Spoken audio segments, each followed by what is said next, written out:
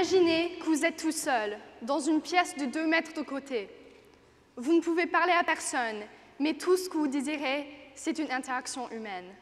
Tout ce que vous voulez, c'est parler à quelqu'un. Vous vous sentez piégé et votre corps commence petit à petit à se détériorer. Joseph Armon a passé 8 ans à l'isolement à la prison d'État de Pelican Bay, en Californie. C'est l'histoire de Joseph et celle de 80 000 autres prisonniers que je veux vous raconter aujourd'hui. Si proches, mais aussi si loin de nous. Les histoires inédites de ceux qui ont vécu le terrible cauchemar de l'isolement total. Si vous ne le savez pas déjà, l'isolement est une forme d'emprisonnement dans laquelle un détenu est isolé de tout contact humain, à l'exception des membres du personnel de la prison. Il est souvent utilisé comme une forme de punition au-delà de l'incarcération des détenus et est cité comme une forme de protection pour les détenus. Mais l'isolement est beaucoup plus complexe que ça. Il déchire la vie des prisonniers et provoque un plus gros problème qu'avant son application. Joseph Armon n'oubliera jamais ce qu'il a vécu pendant ses 8 ans en isolement. L'isolement a des effets psychologiques. La pratique est inhumaine et viole l'article 5 de la Déclaration universelle des droits de l'homme. Nul ne sera soumis à la torture, ni à des peines ou traitements cruels, inhumains ou dégradants. L'isolement décompose la capacité de l'esprit de fonctionner et à long terme fait souvent des dommages irréparables aux prisonniers. Ces prisonniers, dont beaucoup sont libérés à la fin de leur peine, sont affligés d'un nouvel handicap mental. Cela peut être dangereux pour les communautés et peut conduire à des taux plus élevés de récidive chez ces prisonniers. Étant donné les connaissances accumulées par la communauté scientifique sur les effets à long terme de l'isolement total, il est clair que cette pratique soulève des questions éthiques. En prenant en compte tous ces effets négatifs que provoque l'isolement total, peut-il être considéré comme une forme de protection? Protège-t-il vraiment le détenu? Peut-il être considéré comme une forme de torture? Premièrement, l'isolement viole les droits fondamentaux de l'homme.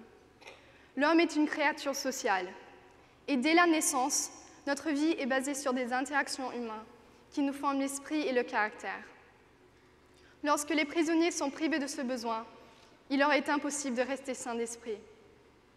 Les effets psychologiques de l'isolement total peuvent inclure la colère, la dépression, l'anxiété, des troubles cognitifs, des distorsions de la perception, la paranoïa et la psychose.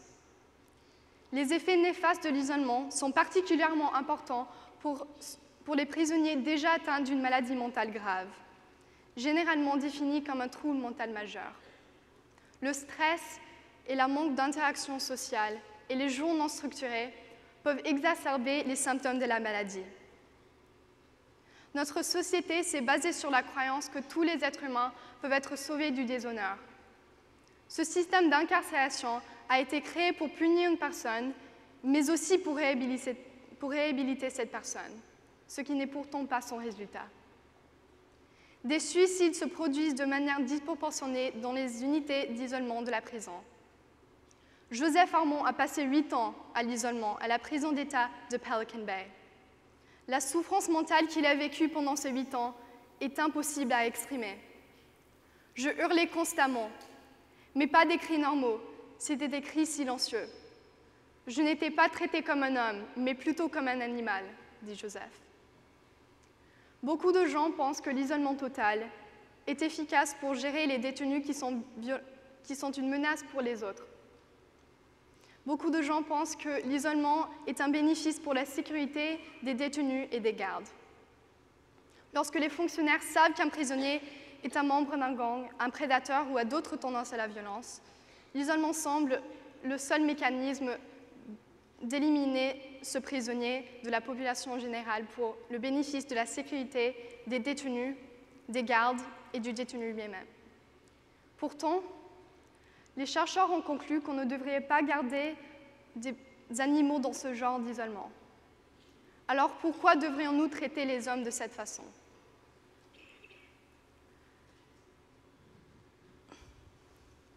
Dans l'unité solitaire à la prison d'État de Pelican Bay, en Californie, Les détenus passent de 22 à 24 heures par jour dans des cellules de béton de 20 mètres carrés sans fenêtre.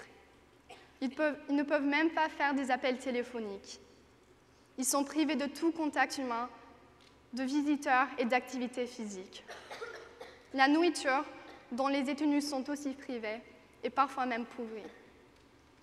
Gabriel Reyes, un détenu qui a passé 10 ans à l'isolement, dit qu'il voulait être traité comme un homme.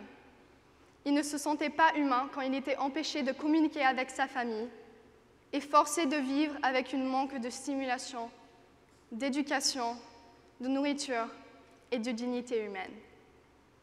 Des sciences sociales montrent qu'un tel environnement est souvent susceptible de rendre les détenus plus aliénés, plus hostiles et potentiellement plus violents. Pensons-nous réellement qu'il est logique de verrouiller tant de personnes à l'écart pendant 24 heures par jour dans un tel environnement? L'isolement ne va pas nous protéger. Ça ne va pas nous rendre plus forts.